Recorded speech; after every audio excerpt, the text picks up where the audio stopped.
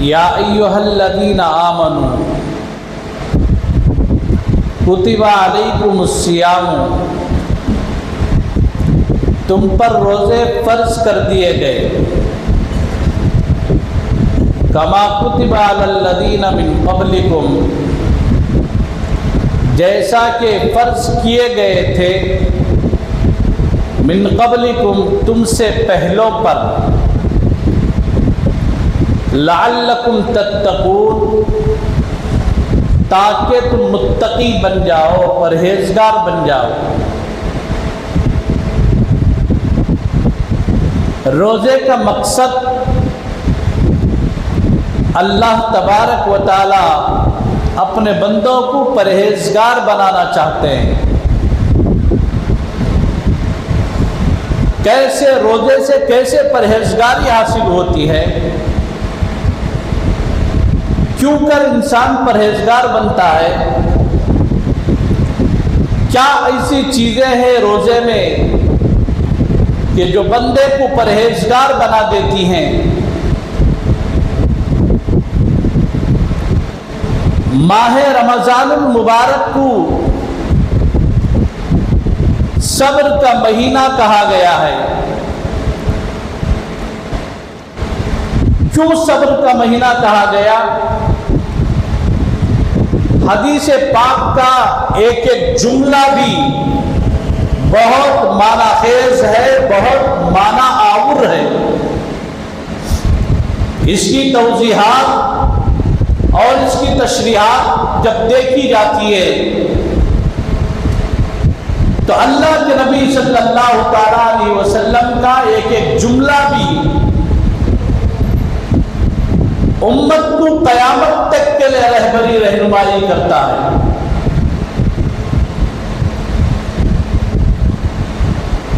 اس ماہ مبارک کو جہاں اور بہت ساری خصوصیات حاصل ہے،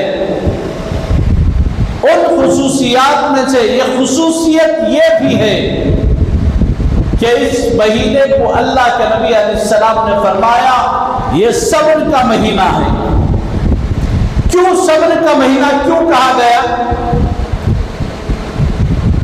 دیکھو یہاں پر کئی چیزیں ہیں، اس کے تعلق سے حکیم الامت مجدد الملت حضرت مولانا شاہ اشرف علی تھانوی نور اللہ مرقدہ کا ایک بہت ہی زبردست مضمون حضرت کا اس سلسلے میں ہے کہ صبر کا مہینہ کیوں ہے۔ اس لیے کہ یہاں پر بہت ساری چیزوں میں انسان کو صبر کرنا پڑتا ہے۔ صبر کی 3 قسمیں بیان کی۔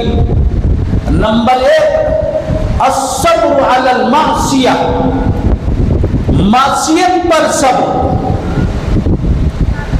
دنیا میں انسان آیا ہے، وہ جب آیا ہے تو معصیتوں والا نہیں، بچپن سے اس کے اندر گناہوں کا مزاج نہیں، گناہ کرنے کا مزاج نہیں، بلکہ دھیرے دھیرے دھیرے جیسے جیسے معاشرے میں ڈھلتا ہے، پلتا ہے، چلتا ہے، تو ڈھلتے ڈھلتے جس ماحول میں ڈھلا ہے، جس رنگ میں ڈھلا ہے، اس رنگ نے اسے اپنے رنگ میں رنگ دیا۔ جس ماحول میں ڈھلا ہے، ماحول نے اسے اپنے رنگ میں ڈھال دیا ہے۔ بہت سارے مرتبہ دیکھتے ہیں بڑے بڑے مشائخ بزرگان دین سے جب کوئی چھوٹا بھی گناہ ہو جاتا ہے جو مکروہ کے درجے میں ہوتا ہے تو فوراً توبہ کرتے ہیں، استغفار کرتے ہیں، روتے ہیں، مناتے ہیں۔ کیوں؟ اس لیے کہ ان کا وہ ماحول ہے، خانقاہوں میں، ذکر و اذکار کے ماحول میں، نیکیوں کے ماحول میں، پرہیزگاری کے ماحول میں، تقوی کے ماحول میں، طہارت کے ماحول میں، نیک نیتی کے ماحول میں، قال اللہ قال الرسول کے ماحول میں۔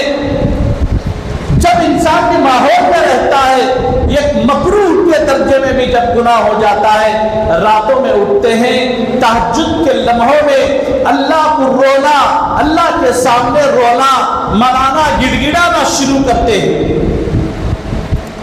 عام امت دیکھ کر کہتی ہے ایک چھوٹی ہی تو بات ہے، اتنا کیوں رو رہے ہیں؟ بات چھوٹی اور بڑی کی نہیں ہے، بات انسان کی اللہ کے تعلق سے ہے۔ جس کا جتنا مضبوط تعلق ہوگا وہ اتنا اللہ کے سامنے روئے گا، گڑ گڑائے گا، اپنے آپ کو منانے میں لگ جائے گا۔ تو یہ جو بندے سے معصیت ہوتی ہے، جو گناہ ہو جاتے ہیں، تو گناہ انسان جو کرتا ہے یہ بات کا مسئلہ ہے، لیکن پہلے جب انسان دنیا میں آتا ہے تو اسے معلوم ہی نہیں ہوتا کیا گناہ ہے، کیا ثواب ہے، کیا خطا ہے، کیا عذاب ہے، اسے پتہ ہی نہیں چلتا۔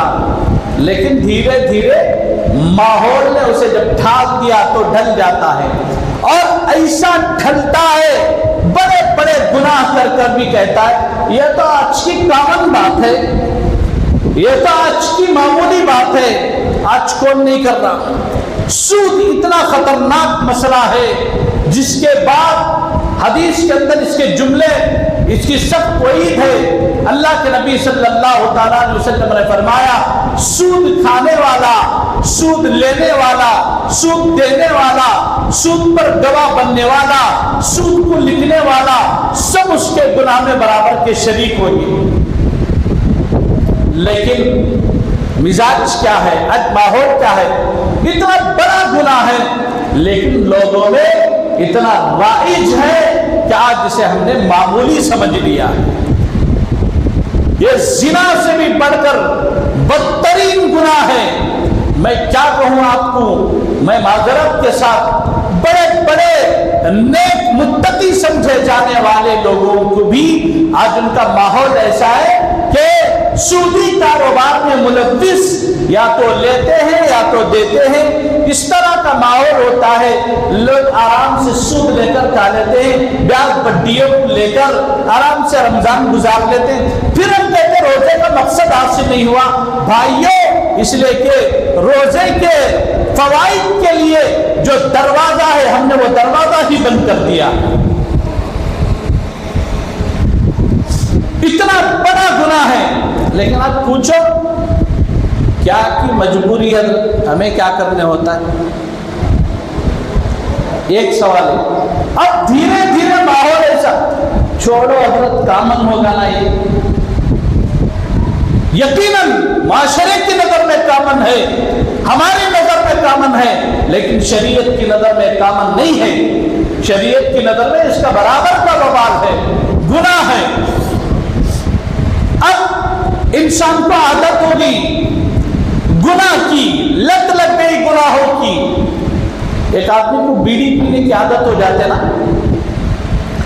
اب اسے بیڑی چھوڑنے کے واسطے کتنی مشکل ہوتے ہیں معلوم؟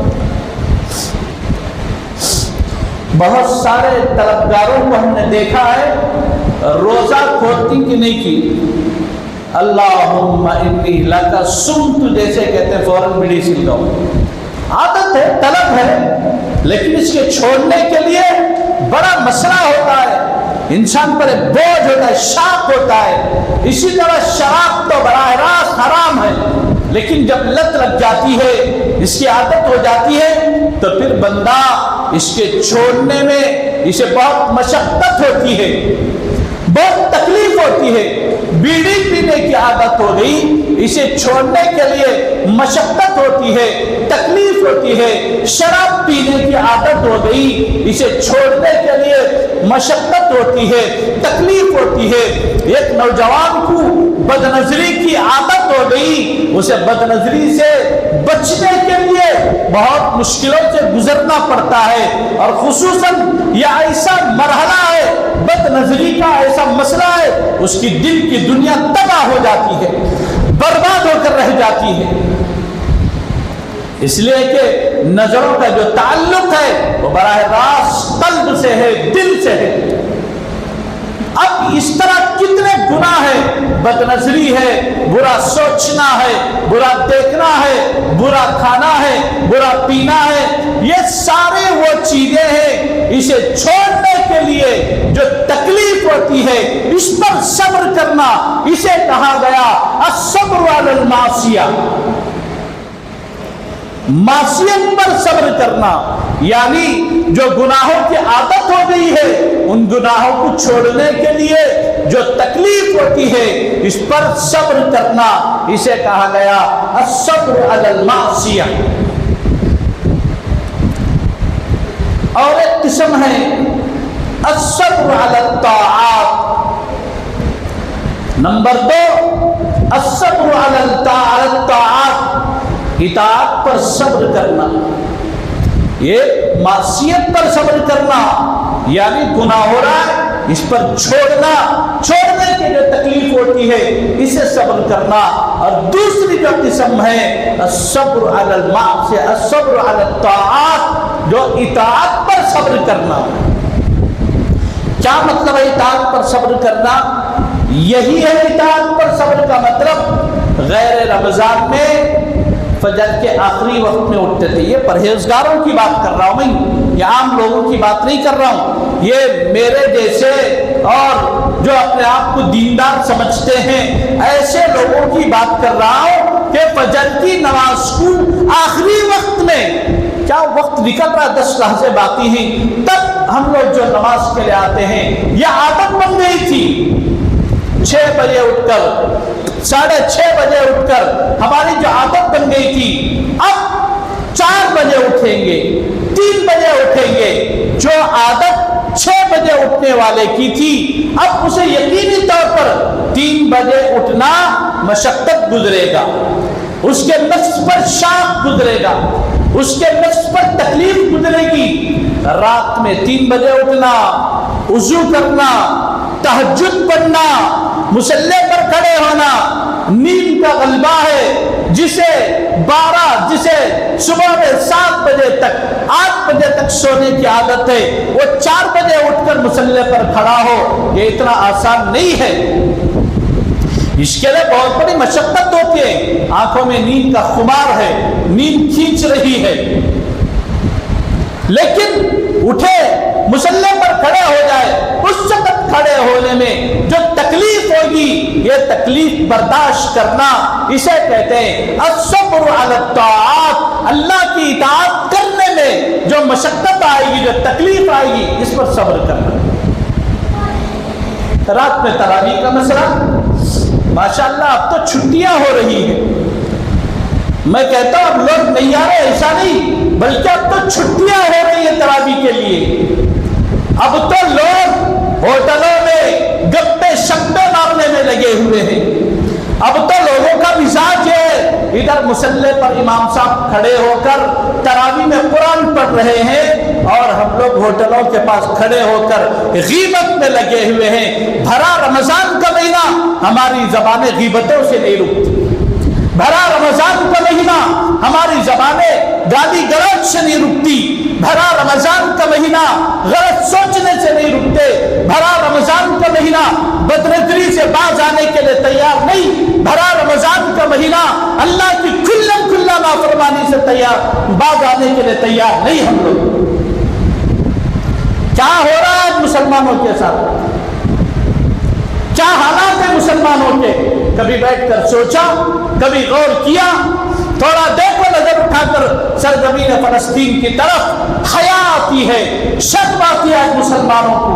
उधर देखते हुए आज अगर कहीं कुर्बानियां दी जा रही है, सहाबा की दौर की कुर्बानियां, तो वो पूरे अर्ज़ लिल्लाह, यानी पूरी अल्लाह की जमीन पर अगर कहीं वो तबका है तो फलस्तीन के मुजाहिदीन का तबका है, जिन्होंने बैतुल मुक़द्दिस की हिफाजत के लिए, इस्लाम की आबियारी के लिए, उनके निहत्ते, उनके कमजोर बच्चे जो आज फलस्तीन की सरजमीन पर मजबूर होकर जिंदगी गुजार रहे हैं।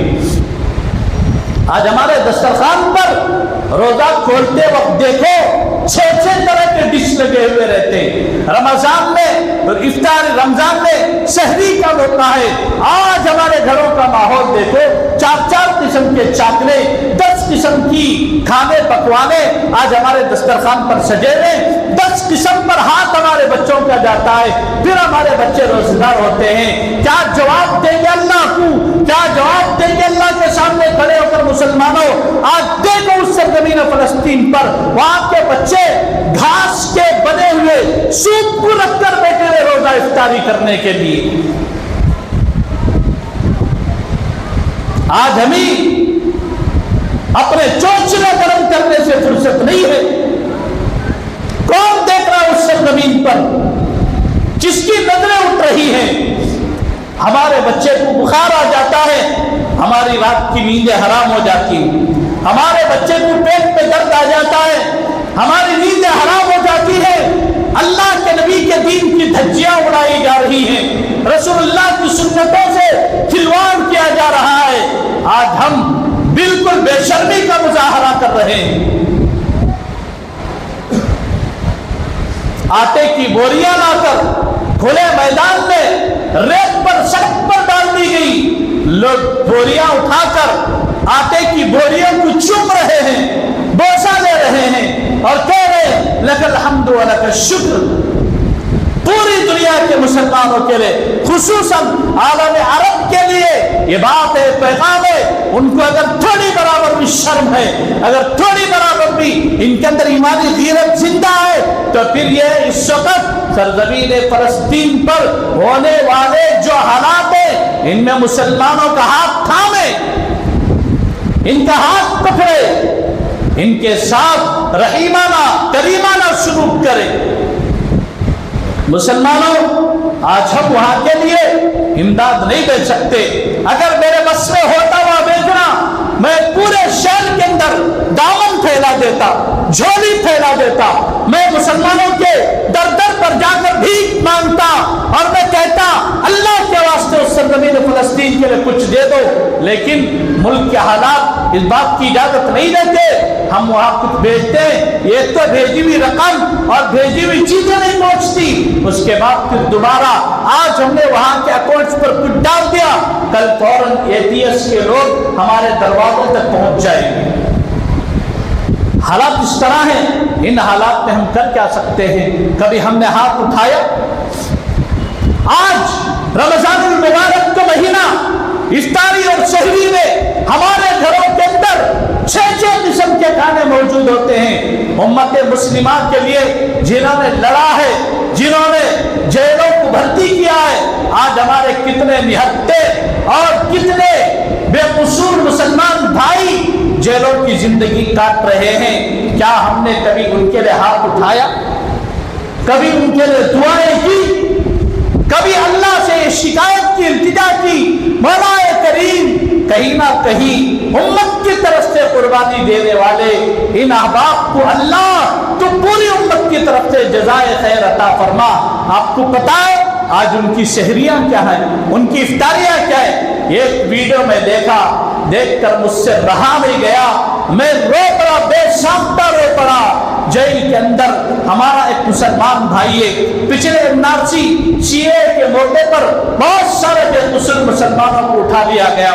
ہمارا ایک بھائی جیل کے اندر ہے، اس کی ایک چھوٹی بچی ملنے کے لیے جاتی ہے، ایک طرف سے وہ بچی جیل کی سلاخوں کے اندر، باپ جیل کی سلاخوں کے ادھر کے حصے میں، جیل کی سلاخوں کے ادھر چھوٹی 5-6 سال کی بیٹی ہے، یہ کھڑی ہوئی ہے، باپ جیل کی سلاخوں کے اندر سے ہاتھ ڈالے ہوئے، بیٹی اس کے سینے سے لپٹ کر رو رہی ہے، ادھر سے باپ رو رہا ہے، ادھر سے بچی رو رہی ہے، ادھر کھڑے ہو کر اس کی بیوی رو رہی ہے۔ مسلمانوں بتاؤ کہ اللہ کیا یہ سارے مناظر کا ہمیں جواب دے رہا نہیں ہے؟ کن نسلوں میں الجھے ہوئے ہم لوگ؟ امت مسلمہ کدھر جا رہی ہے؟ فَيَا أَيُّهَا النَّاسُ فَأَيْنَ تَذْهَبُونَ، اے لوگوں تم کدھر جا رہے ہو؟ فَفِرُّوا إِلَى اللَّهِ، دوڑو اللہ کی طرف۔ ہم نے نہ نماز کا مقصد سمجھا، نہ روزے کے مقصد سمجھے، نہ امت پر ہونے والے حالات کا ہمارے سامنے جائزہ ہے۔ کبھی دعائیں کرو ان لوگوں کے لیے، یا اللہ سرزمین فلسطین پر جو ظلم ہو رہا ہے، اللہ تو ان کی مدد و نصرت فرما۔ ایک شخص آٹے کی بوری تھک چکی ہے، ریت اور مٹی کے ساتھ اٹھا کر آٹا ڈال کر کہا لک الحمد ولک الشکر۔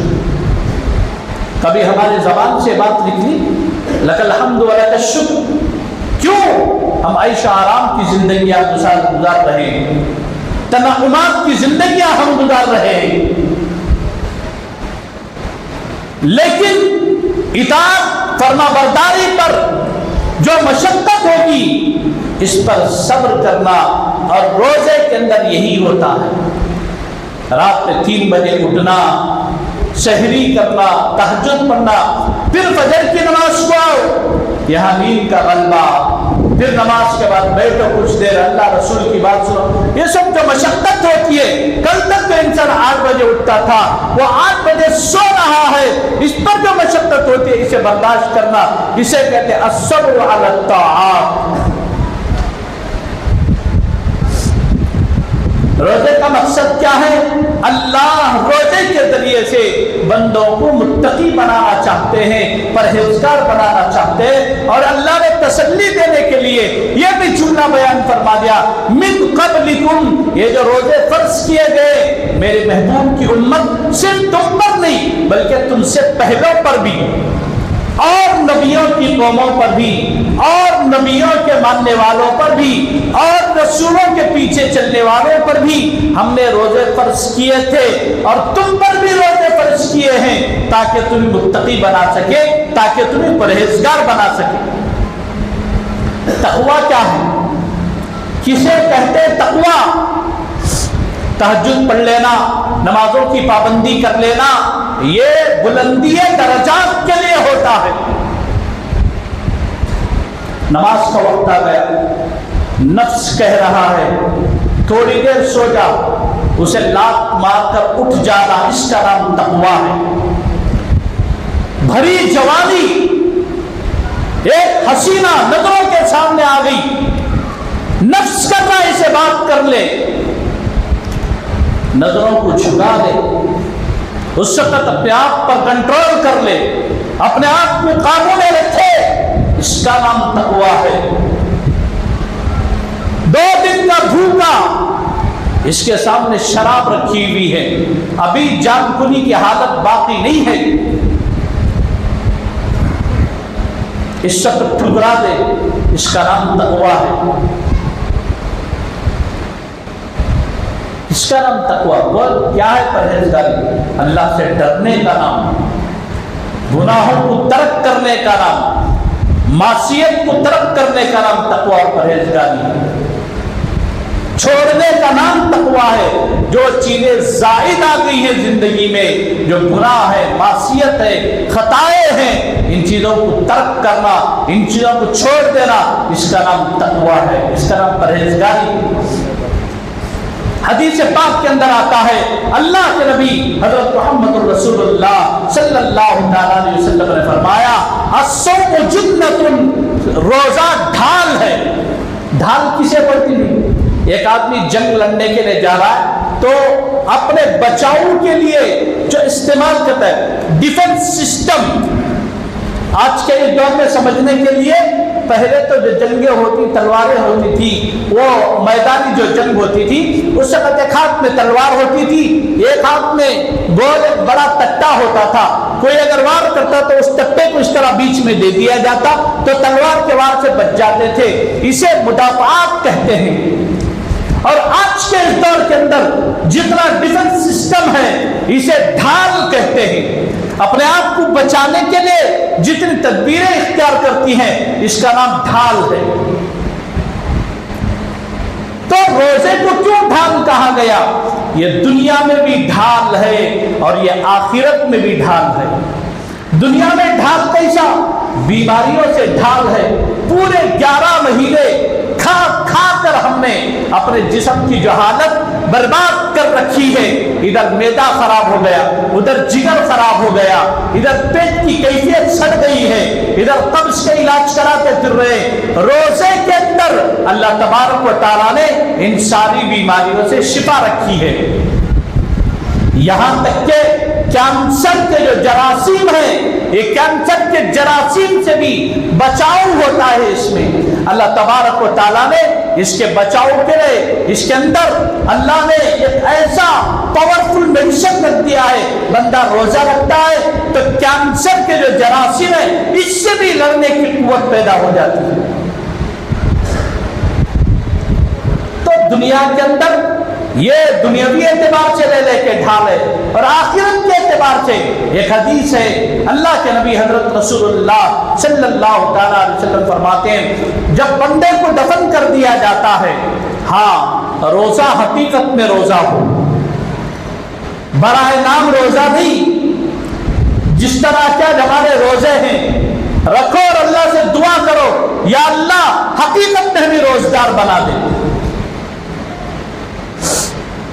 بندے کو جب دفن کر دیا جاتا ہے، جب نکیرین آ کر کھڑے ہو جاتے ہیں، روزہ اور قرآن اس کے لیے ڈھال بن جاتا ہے، روزہ اس کے لیے آر بن جاتا ہے، جہنم میں جانے سے بچاتا ہے۔ اس کا روزہ، اس کی عبادتیں، اس کا تقوی، اس کی طہارتیں قیامت کے دن سفارش کرتی ہیں۔ ان سفارشوں کے لیے بندے کو بہت ضروری ہے حقیقت میں اللہ کا بندہ بن کر زندگی گزارے۔ بھائیوں، روزے سے اللہ یہی چاہتے ہیں۔ اللہ نے فرمایا یا ایھا الذین آمنوا کتب علیکم الصیام کما کتب علی الذین من قبلکم لعلکم تتقون۔ اللہ تمہیں متقی بنانا چاہتے ہیں، پرہیزگار بنانا چاہتے ہیں۔ اس لیے مسلمانوں، مومنوں، یہ جو مہینہ ہے یہ تقوی کا مہینہ ہے، یہ پرہیزگاری کا مہینہ ہے۔ تو حضرت حکیم الامت تھانوی نور اللہ مرقدہ نے لکھا کہ یہ جو مہینہ صبر کا مہینہ ہے، صبر کی 3 قسمیں بیان کی گئی، الصبر علی المعصیہ، گناہوں پر صبر، اور ایک قسم الصبر علی الطاعات، اور اطاعت پر صبر۔ ایک اور قسم ہے انشاءاللہ کبھی وقت ملے گا تو اسے بھی بتاؤں گا۔ اللہ سے دعا فرماویں اللہ مجھے اور آپ کو، اللہ پوری امت مسلمہ کو کہنے سننے سے عمل صالح کی توفیق عطا